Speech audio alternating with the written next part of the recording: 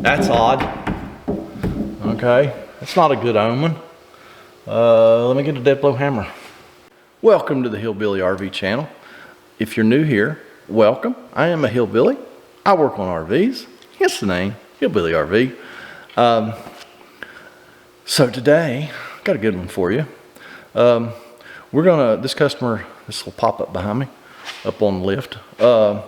He wants me to clean the wheel bearings, inspect them, repack them, put them in. So I took a little bit of flack on a wheel bearing video recently.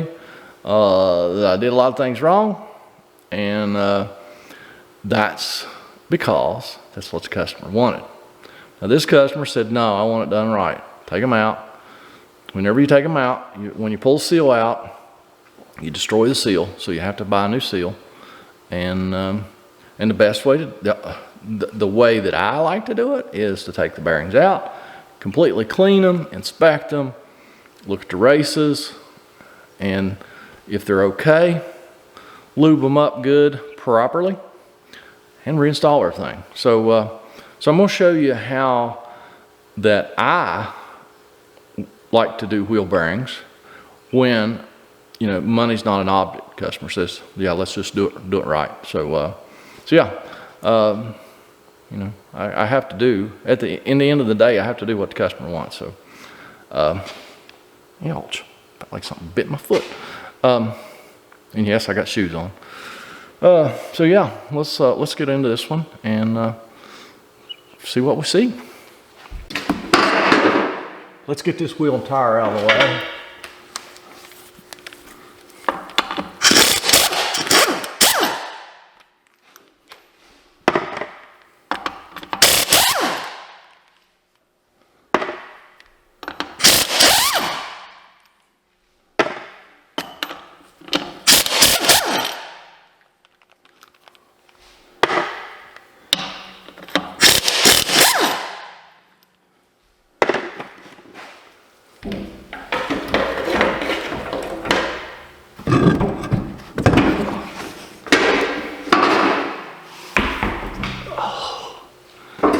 All right, man, that plate on the floor has gotten warped, I think, driving that van over it, and now it makes a lot of noise when you step on it. Let me go grab some tools laying over here, get this thing apart, and see what we see.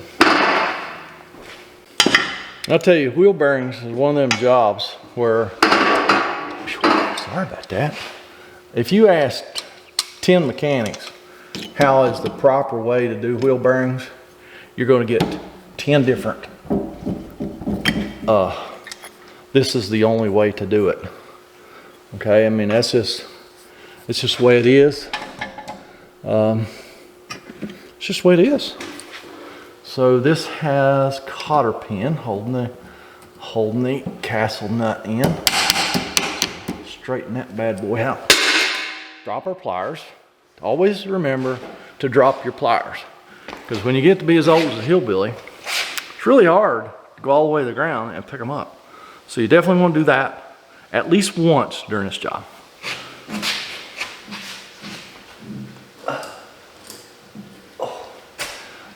Oh yeah, I got them. I noticed y'all didn't help any. Golly, that floor plate making a racket. Get her cotter pin out. Nut should be pretty much just about finger tight.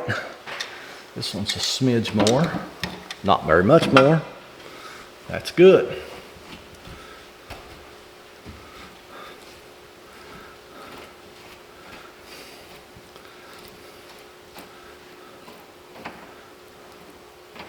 So there's her castle nut, because it looks like a castle. Okay, and if somebody's watching this video and you've never done this job and you're wondering what in the world I'm doing, so this cotter pin goes through a hole in the spindle like that, and then it goes in these grooves in the castle nut. So that's what keeps this nut from backing off. Okay, so just a retainer. So then this bearing here is going to fall out. should fall out. Oh, that's odd. Okay, that's not a good omen.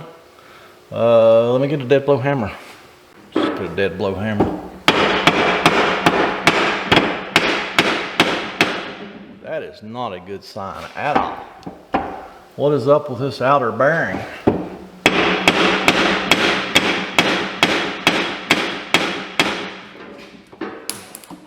Well, for one thing, we dropped it on the floor. Oh, there's something wrong with this spindle. Even the seal won't come off.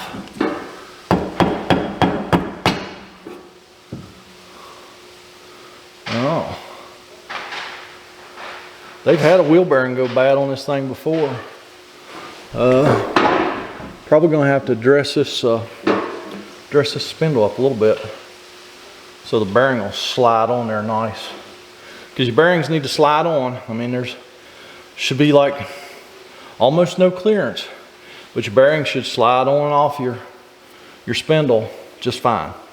Not like that at all. So yeah, let me regroup here and pick a stupid bearing up off the floor. I got a magnet around here somewhere. I'll use that. Alrighty. Yeah. I don't know about these bearings. Oh no, that bearing ain't going back in there. It's about the race. See what the race looks like. I mean, we're gonna put a new one anyway because you get a new race with a new bearing. Oh no, let me see if I can show you this. It's kind of hard to focus on this stuff sometimes, but let me see what I can do. Bearing actually is very, very discolored. It's brown. Now that may look like rust to you, but to me that looks like it's overheated. If bearing's any color besides nice and shiny and silver, it's junk. Do yourself a favor, don't put it back in. Now the race, now I don't know if you'll be able to see that at all. The race has witness marks where the bearing has set for long periods of time. I think this camper's set for 10 years, pretty close to it. But yeah, this stuff is not going back in at all. So let me get the inner bearing and the seal out. We don't care. I mean, the bearings come set, so we're gonna put both sides. So I'm gonna just take a punch. Actually, it's a lineup tool. And I'm just gonna reach in there and feel where that race is at, and I'm just gonna poke it all out at one time. Bearing, race, and seal and all.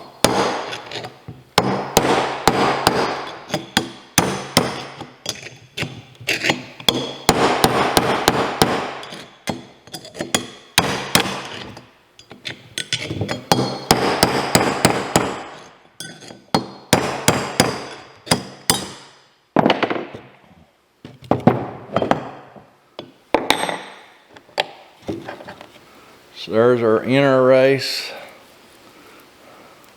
which probably looks better than the outer, but it don't matter, it's getting new ones. Yeah, that race looks fine. And let's see what the bearing looks like real quick. Do a quick.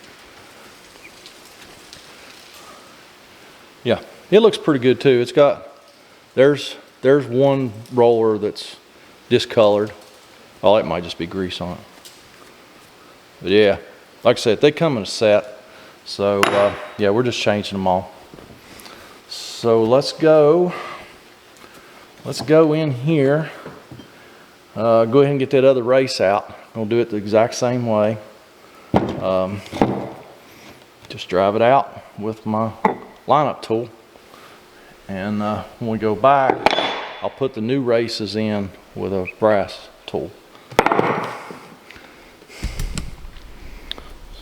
So let me just poke this one out, and then we'll go in here and clean the hub and clean and repack, no, not repack, pack our new bearings with grease.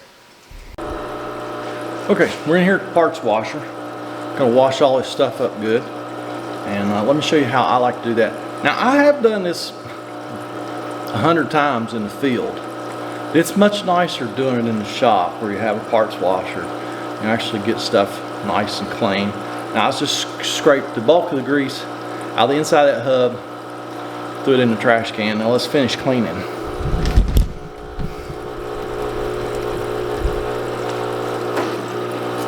I brought an old bearing in there because, like I say, we're gonna have to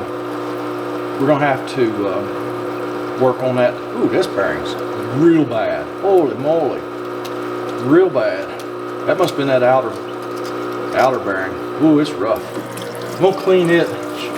Just show you how I would clean bearings if we were just gonna clean bearings and re-grease them and reinstall them. Because I'll use this old bearing to dress that spindle up, because you know I'm going to be making some metal shavings and stuff, and I don't want that around my new bearings. So let's clean this old bearing up a little bit. Mineral spirits to brush. Man, she was bad. Then what I usually do is just take and blow it out with air.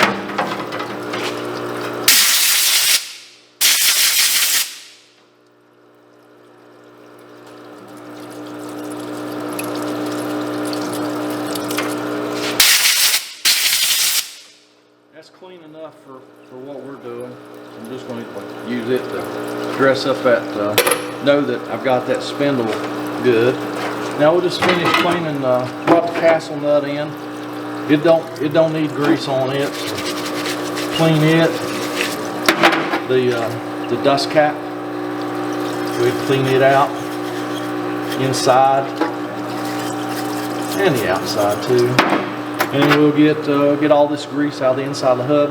Just blow all these parts off with air, and then I will hit them with a little brake cleaner, the aerosol brake cleaner. Blow it out again, and it's nice and dry and ready to go. All right, while the camera is in here where the parts washer and the vise is at, let's just go ahead and lube these bearings, and then we'll take them over there, get our new races in the hub, fix our spindle, and all that nonsense. So brand new bearings in a pack. Boy, the light's terrible when you're in there. I do like to verify that they're clean, so I will hit them with a little brake clean, blow them out, just to make sure there's no dust or anything. Oh, there's my light. The camera finally is like, hey man, you're too dark. Just make sure they're clean. It's an extra step that I take. Do you have to? Probably not, but I do it anyway.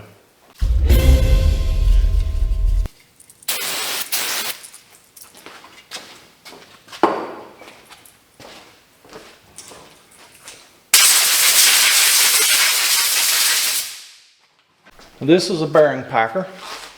I do believe I have this in my Amazon store. So go check that out. Link down below to link to my Amazon store. And yes, you can just squeeze it. But my elbow's been killing me, so it's made to go in a vise. So we're just going to look around here as soon as the grease. Let me see if I can zoom y'all in. Yeah, there we go. As soon as the grease, we see the grease come through the end of the bearing, we stop. You can be a little gentle. I'm sure you could destroy this thing with a vise. That's all there is to that. And I will take a little of this excess grease here and put on the outside of this bearing. Some people criticize me that I didn't put near enough grease on those bearings. Well, oh, y'all were out of frame. Just smear some of that extra grease on the bearing and yeah, call it good. Just gonna put that right back in that container and do this all over again with grease all over us. Yeah, if you don't like getting dirty, this is not the job for you. just hire somebody to do it for you, because you are going to get dirty. You will have to wash your hands for sure.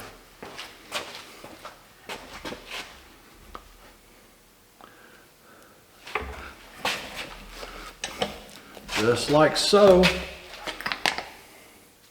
Take a little of this extra grease, put it on the outside of our bearing, and we're good to go. Slide it back in the little container the bearings come in. Now, let's go over and finish up. That's a dust cap that goes on your wheel bearing packer to keep everything clean.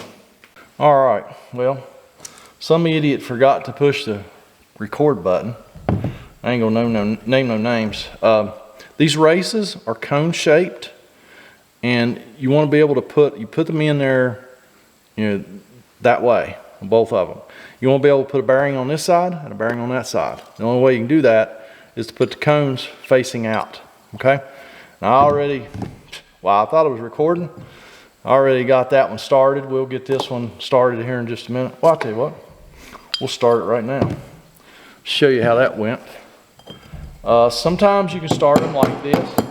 Sometimes you might get a block of wood and put over here so it's nice and square. But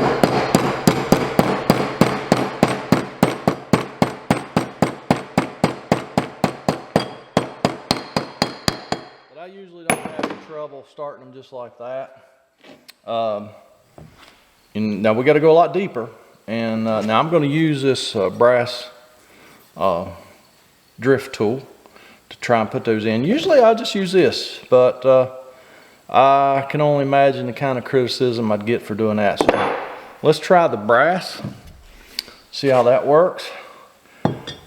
And now we just barely catch the edge of that race and just drive it in the hook. Now this job, this is not a job that you want to hurry. If you don't have time to do this job, then just put it off to another day, because you really need to take your time and do this right.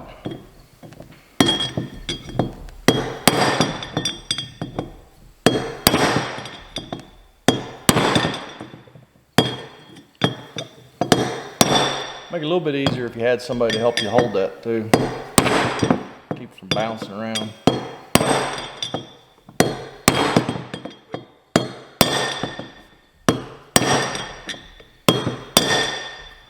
Now that may be it. Did you notice a little difference in the sound?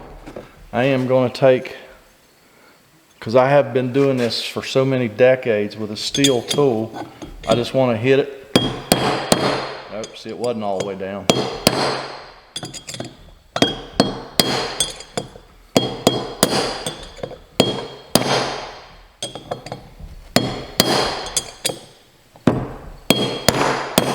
Hear how solid that was?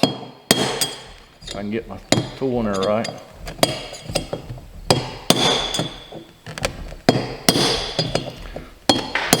It does round your tool off. So then you have to go in there and take and flatten it. But I think we're down there now. Let me try this brass punch.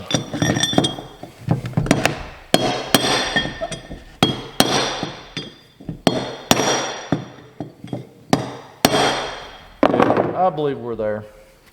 So we're just going to do the same thing on this side, and then we'll show you putting the bearing in and seal.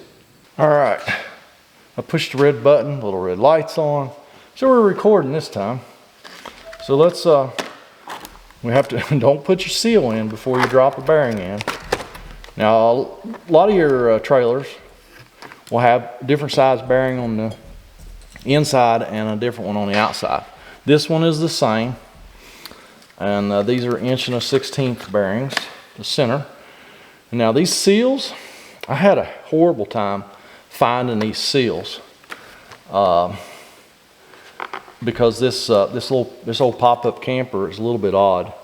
Now a lot of people will take and pack the back side of the seal with grease, because there's a spring. I'll show you on the old seal here. There's a spring that goes around that lip seal and keeps tension on that lip seal. And sometimes when you're putting this bearing in, you will dislodge that seal. Let me show you here.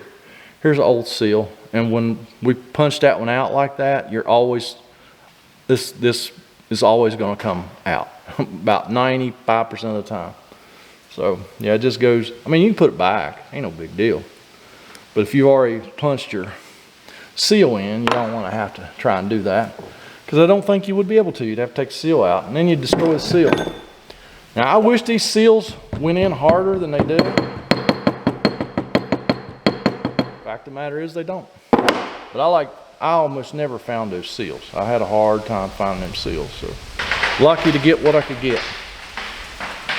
Y'all hear that?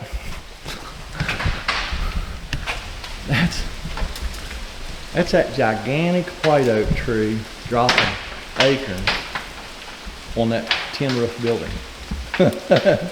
Sounds like World War III broke out here. Apparently we got a lot of acorns this year.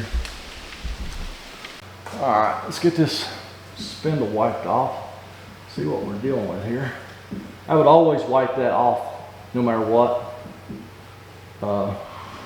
Just so we know that there's no old dirty grease or anything on there.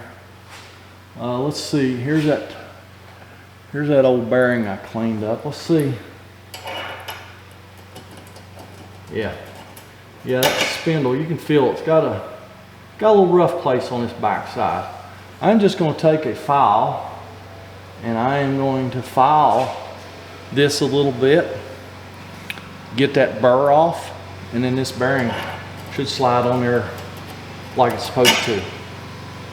Okay, so let me do that. I'll do that off camera. I'm just going to file just a little bit, try the bearing.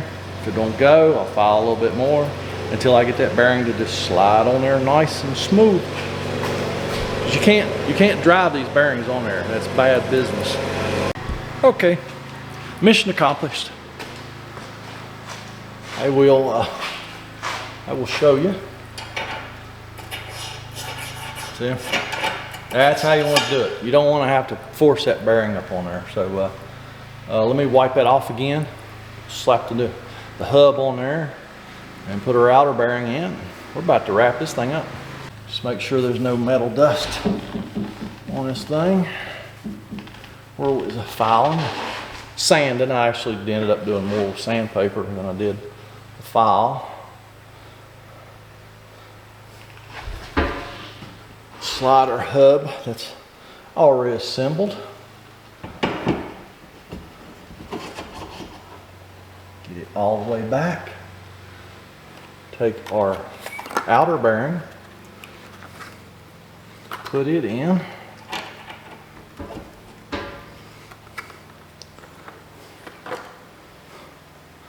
Wipe the grease off of our hands. Get a clean spindle nut. Drop the brand new cotter pin so we can bend over and pick that up. Oh, geez.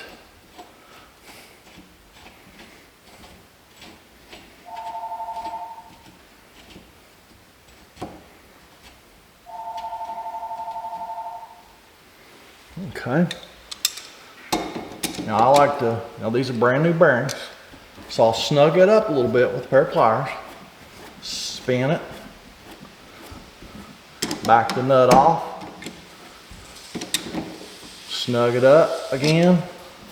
Spin it. And we have to back it off so we can get our cotter pin in. Now I would really like to put it about right there, but that's right, that castle nut's right over our hole. So I'm gonna loosen it up no more than I have to, because that would be too much. To go around to the next, that's too much. Those bearings are way too tight. Whenever you're dealing with Bearings like this, drop your pliers. The conical, I forget what they're called now. Anyhow, it's better for them to be a little bit loose than it is to be a little too tight. So let me pick up the stuff that I dropped again. So we just slide our cotter pin in. It goes right in two of those grooves. The castle nut. Take it, bend the end around. I like to bend it up against the end of the spindle.